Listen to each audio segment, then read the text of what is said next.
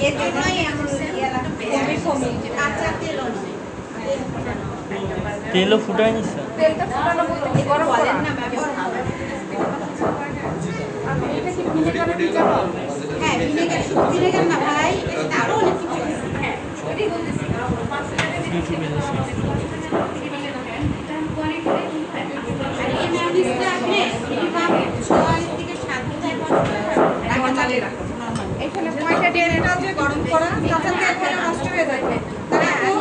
কাঁচা তেল হলে নষ্ট হয় কাঁচা তেল দিই তেলটা কি গরম ঠান্ডা করে দিলাম তেলটাকে হালকা গরম করে কাঁচা ডিমটা অনেক বাজে লাগে ঠান্ডা করে নিতে হবে মানে ডিমটা সিদ্ধ আগে পেটটা তো জুসি গেছে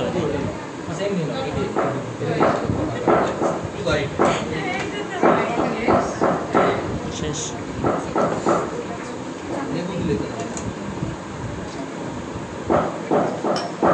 ছবি তুলেন নিচেরটা